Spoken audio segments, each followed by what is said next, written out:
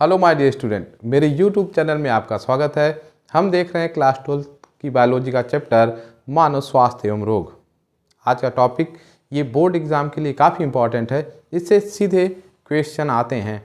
अब इसको हम थोड़ा डिटेल में समझते हैं। आज का टॉपिक जो पहली बात है वो ये कहती है कि जो उपार्जित प्रतिरक्षा होती है, जिसको हम एक्वायर्ड इम्यूनिटी कहते हैं, ये दो प्रकार की होती है। नाम से एक सक्रिय प्रतिरक्षा और दूसरी निष्क्रिय प्रतिरक्षा। इसको समझने से पहले हम थोड़ा सा उपार्जित प्रतिरक्षा को समझते हैं। होता क्या है, जब कोई बच्चा जन्म लेता है तो जब वो वातावरण के संपर्क में आता है तो वातावरण में कई प्रकार के जो जीवाणु हैं, कवक हैं और विषाणु हैं, वो हवा में मिले रहते हैं। जब बच्चा सांस लेता है और मुख के द्वारा और कई विधियों के द्वारा ये जो जिनको हम पैथोजन कहते हैं, यानी जो रोग उत्पन्न करते हैं, जब उस बच्चे के शरीर में जाते हैं तो वो क्या करते हैं, उसमें रोग उत्पन्न करने का प्रयास करते हैं। अब जब वो रोग उत्पन्न करने का प्रयास करते हैं तो उस बच्चे का शरीर उस रोगाणुओं को मारने के लिए एक विशेष प्रकार का हथियार का निर्माण करता है, जिसको हम एंटीबॉडी या प्रतिरक्षा कहते हैं, प्रतिरक्षी कहते हैं। ये आप देखिएगा, ये फिगर किसका है, प्रतिरक्षी का है, जिसको हम एंटीबॉडी कहते हैं। ये क्या करता है, उन पैथोजन प्रतिजन को पकड़ के उनको क्या करता है, निष्क्रिय करता है और मार देता है। तो आप उपार्जित प्रतिरक्षा को समझ चुके होंगे। इसी को हम क्या कहते हैं, उपार्जित प्रतिरक्षा, यानी जो जन्म के बाद अर्जित की जाती है, उपार्जित की जाती है, तो इसी को हम उपार्जित प्रतिरक्षा कहते हैं। अब इनके दो भेद हैं, एक सक्रिय प्रतिरक्षा जिसको एक्टिव इम्यूनिटी कहेंगे और दूसरा निष्क्रिय प्रतिरक्षा जिसको हम पैसिव इम्यूनिटी कहेंगे। अब इनकी परिभाषा समझेंगे और एक एक बिंदु को डिटेल में समझते हैं। बात आती है किसकी, सक्रिय प्रतिरक्षा की।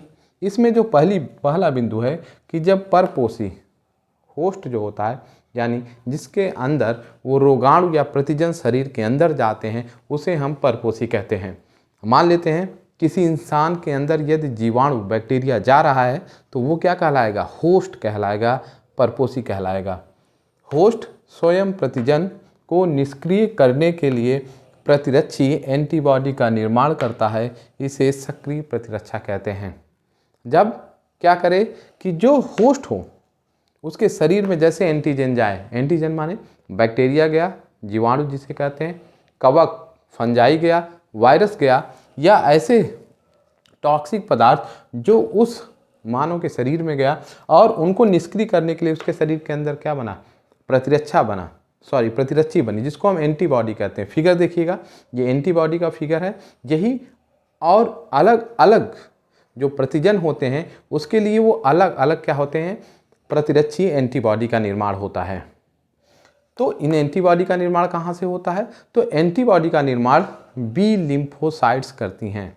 बी लिम्फोसाइट्स एक प्रकार की क्या होती हैं, श्वेत रुधिराणु होती हैं, WBC होती हैं, जिनको वाइट ब्लड सेल्स कहते हैं। ये क्या करती हैं, यही निर्माण करती हैं किसका, एंटीबॉडी का निर्माण करती हैं। तो परिभाषा समझ में आ गया कि कोई प्रतिजन किसी मानव के शरीर में जा रहा है और उन प्रतिजन को निष्क्रिय करने के लिए, मारने के लिए जो मानव के शरीर में एंटीबॉडी बन रहे हैं, इसी को हम सक्रिय प्रतिरक्षा कहते हैं। अब थोड़ा निष्क्रिय प्रतिरक्षा को समझते हैं कि पैसिव इम्यूनिटी क्या होता है। इसमें क्या होता है कि जब किसी मानव के शरीर में पहले से बने प्रतिरक्षी डालते हैं तो इसे निष्क्रिय प्रतिरक्षा कहते हैं। कोई इंसान है और अब क्या हो रहा है कि उसके अंदर रोग उत्पन्न ना हो या रोग उत्पन्न हो गया हो, तो उसमें जो एंटीबॉडी है उस मानव के शरीर में न बने, बल्कि कहाँ, बाहर किसी दूसरे जीव के शरीर में प्रतिरक्षी बना के, यानी एंटीबॉडी बना के हम उसको जब मानव शरीर में डालते हैं तो इसी को हम क्या कहते हैं, निष्क्रिय प्रतिरक्षा कहते हैं। समझिएगा, सक्रिय प्रतिरक्षा में एंटीबॉडी उसके शरीर के अंदर बनता है, प्रतिरक्षी उसके शरीर में बनते हैं। जबकि निष्क्रिय प्रतिरक्षा में क्या होता है कि जो एंटीबॉडी होते हैं वो दूसरे शरीर में बनते हैं और उसको मानव के शरीर में डाला जाता है। बात समझ में आ गया। इसमें मानव खुद बनाता है, इसमें बाहर से बनी बनाई प्रतिरक्षी एंटीबॉडी को लाते हैं और मानव के शरीर में डाल देते हैं। ये बात समझ में आ गई। अगले बिंदु को समझते हैं।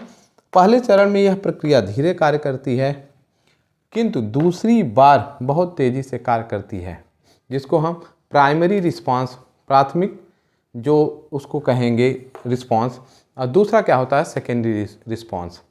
जब जीवाणु या बैक्टीरिया मानव के शरीर में घुसे, बी लिम्फोसाइट्स ने उनको पहचाना और उनको मारने के लिए जब एंटीबॉडी का निर्माण करने लगा तो उसमें थोड़ा समय लगता है। लेकिन जब वही बैक्टीरिया दोबारा आता है तो उसको मारने का हथियार वो पहले से बना के रखे होते हैं और तुरंत उसके ऊपर हमला करके मार देते हैं। तो इसमें जो एक्टिव इम्यूनिटी होती है सक्रिय प्रतिरक्षा में, ये पहले धीरे कार्य करती है, लेकिन जब वही जीवाणु आ जाता है तो बहुत तेज़ी से कार्य करती है। बात समझ में आ गई। तो ये पहले स्लो काम करेगी, अगले चरण में जब दोबारा वो जीवाणु आएगा, दोबारा वो प्रतिजन आएगा तो बहुत तेज़ी से उसको निष्क्रिय करेगी। यह प्रतिरक्षा बहुत तेज़ी से कार्य करती है। अब भाई क्यों तेज़ी से कार्य करेगी? क्योंकि इसमें बने बनाए एंटीबॉडी, प्रतिरक्षी बने बनाए डाल दिए जा रहे हैं। उसको बनाना नहीं है, उसको पहचानना नहीं है, बस डाल दिए, वो तुरंत एक्शन करने लगेगा। तो इसीलिए तेज़ी से कार्य करती है। फिर क्या करते हैं, अगला अंतर देखते हैं। इसमें प्रतिरक्षी मानव के शरीर के अंदर बनते हैं। ये बहुत महत्वपूर्ण बात है कि जो एंटीबॉडी है, जो प्रतिरक्षी है, इसमें मानव के शरीर के अंदर बन रहे हैं। जबकि क्या होता है, इनमें जो होती है प्रतिरक्षी, क्या होता है, वह मानव शरीर के बाहर प्रतिरक्षी बनते हैं। इसमें क्या होता है, मानव शरीर के बाहर प्रतिरक्षी बनते हैं, इसमें जो होता है मानव शरीर के अंदर बनते हैं। और यहाँ पे एक उदाहरण समझते हैं।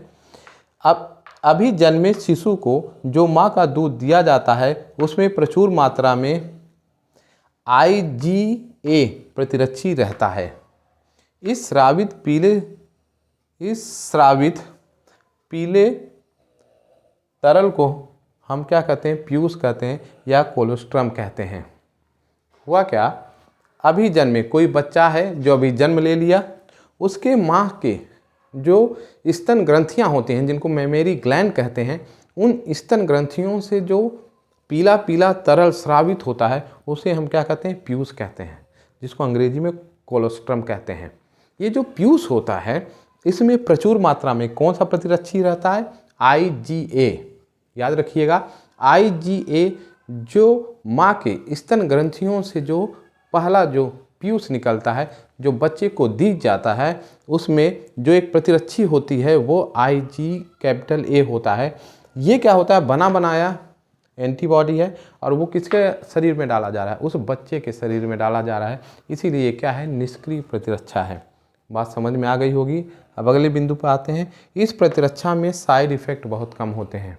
ये जो प्रतिरक्षा है ये क्या होती है, इसमें साइड इफ़ेक्ट बहुत कम होते हैं, जबकि इसमें क्या होता है, बहुत तेज़ी से क्या होते हैं, साइड इफ़ेक्ट उत्पन्न होते हैं। किसमें, निष्क्रिय प्रतिरक्षा में।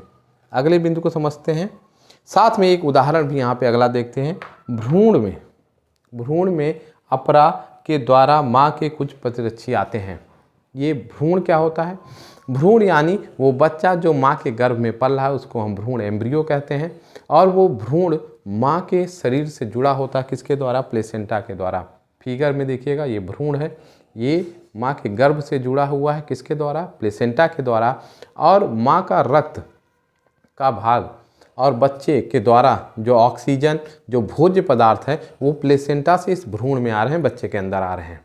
उसी दौरान जब रक्त आ रहा है, हीमोग्लोबिन आ रहा है, ऑक्सीजन आ रहा है, भोज्य पदार्थ आ रहा है, उससे उत्सर्जी पदार्थ उस बच्चे से बाहर निकल रहे हैं, तो उसी समय जो माँ के अंदर जो एंटीबॉडी होते हैं, कुछ एंटीबॉडी उस बच्चे के अंदर आ जाते हैं, उस भ्रूण के अंदर आ जाते हैं। तो यह भी उदाहरण है किसका, सक्रिय प्रतिरक्षा का, निष्क्रिय प्रतिरक्षा का, जिसको हम पैसिव इम्यूनिटी कहते हैं। अब हम बात करते हैं अगले बात की। इसका उदाहरण क्या है, सक्रिय प्रतिरक्षा का, पोलियो का टीका। पोलियो के टीके में क्या होता है, सक्रिय प्रतिरक्षा का उदाहरण है। जो पोलियो का टीका है वह एक्टिव इम्यूनिटी का बहुत अच्छा एग्जाम्पल है, क्योंकि इसमें पोलियो के जो विषाणु होते हैं, पोलियो रोग किससे होता है, विषाणुओं के द्वारा होता है। इन वायरसेस को, इन विषाणुओं को कमज़ोर कर दिया जाता है, इनएक्टिव कर दिया जाता है, और उसके बाद उनको बच्चे के शरीर के अंदर डाला जाता है। यानी जो पोलियो का वायरस लिए उसको कमज़ोर कर दिया, वीक कर दिया कि वो बच्चे के अंदर रोग न उत्पन्न कर सके, लेकिन इतना उसमें जान रखी कि वो जब जाए तो जो उस बच्चे का शरीर है उस वायरस को निष्क्रिय करने के लिए उसके अंदर एंटीबॉडी का निर्माण करे। तो आप समझ गए कि जैसे उस कमज़ोर वीक वायरस को उस बच्चे के अंदर डालेंगे तो उसका जो शरीर है वो रिस्पॉन्स करेगा उस वायरस को किल करने के लिए, तो वो उसके अपने अंदर क्या बनाने लगेगा, उस वायरस को मारने के लिए एंटीबॉडी का निर्माण करेगा, जिससे कि उस वायरस को क्या कर देगा, निष्क्रिय कर देगा। तो ये उदाहरण है किसका, सक्रिय इम्यूनिटी का, सक्रिय प्रतिरक्षा का, क्योंकि इसमें एंटीबॉडी कहाँ बन रही है, बच्चे के शरीर के अंदर बन रही है। अब यहाँ पे एक और उदाहरण देखते हैं, क्या कि सांप के काटने पर मनुष्य में एंटीवेनम दिया जाता है। जैसे किसी को सांप काटते हैं तो जो सांप का जहर होता है उसको निष्क्रिय करने के लिए किसका निर्माण किया जाता है, एंटीवेनम का। ये एंटीवेनम क्या होते हैं, ये मानव के शरीर के बाहर बने प्रतिरक्षी होते हैं जो कि डाले जाते हैं। कोई इंसान है, किसी को सांप काटा तो उसमें जो पॉइजन आ गया, जहर आ गया, उसको निष्क्रिय करने के लिए हम एंटीवेनम देते हैं। एंटीवेनम बनते कैसे हैं, तो एंटीवेनम का जो निर्माण होता है, सांप के जहर को थोड़ी थोड़ी मात्रा में घोड़े के अंदर उसके रक्त में डाला जाता है। तो घोड़े का शरीर क्या करता है, उस जहर, उस जो टॉक्सिक पदार्थ है, जो पॉइजन है, उसको नष्ट करने के लिए घोड़े में एंटीबॉडी का निर्माण होता है। और फिर उसी एंटीबॉडी को क्या करते हैं, फिल्टर कर लेते हैं, अलग कर लेते हैं, और फिर उसी को हम क्या कहते हैं, एंटीवेनम। यानी घोड़े के शरीर में एंटीबॉडी बना, और जब वो सांप, उसी प्रजाति का सांप जब किसी को काटेगा तो वही एंटीबॉडी जो घोड़े में बना है, जिसको हम एंटीवेनम कहते हैं, वो उस इंसान को देंगे तो उसका जो जहर है वो क्या हो जाता है, निष्क्रिय हो जाएगा। यहाँ आप समझ चुके होंगे, यह उदाहरण किसका था, निष्क्रिय प्रतिरक्षा का था। अब हम बात करते हैं आखिरी अंतर की। यह प्रतिरक्षा जीवन काल तक रहती है। जो सक्रिय प्रतिरक्षा है वो उस बच्चे में कोई रोगाणु घुस गया तो उसके अंदर वो जो बी लिम्फोसाइट्स है उसको मारने के लिए जो प्रतिरक्षी है, वह एंटीबॉडी जो होती है वो हमेशा रहेगी। यानी वो बी लिम्फोसाइट्स आजीवन उसके शरीर में रहेंगी। जब कभी भी वो प्रतिजन उसके शरीर में आएगा तो उसको वो निष्क्रिय कर लेगी। जबकि यह प्रतिरक्षा थोड़े समय तक होती है। जो निष्क्रिय प्रतिरक्षा होती है वो थोड़े समय के लिए होगी। क्यों होगी, क्योंकि जब एंटीबॉडी डालेंगे तो वह थोड़े ही समय तक शरीर में सक्रिय रहेगी। और जबकि यहाँ पे एंटीबॉडी बनाने वाले जो बी लिम्फोसाइट्स होते हैं उनका जीवन भर के लिए क्या हो जाता है, निर्माण हो जाता है। तो यहाँ हमने आसानी से जो सक्रिय प्रतिरक्षा और निष्क्रिय प्रतिरक्षा को समझा। यदि आप इस चैनल में नए हैं तो ज़रूर सब्सक्राइब कीजिएगा, दोस्तों में शेयर करिएगा, और आपका एग्ज़ाम और बेहतरीन ढंग से हो तो लगातार जो वीडियो हैं और जो टेलीग्राम चैनल पे PDF हैं उसको पढ़ते रहिएगा। Thank you.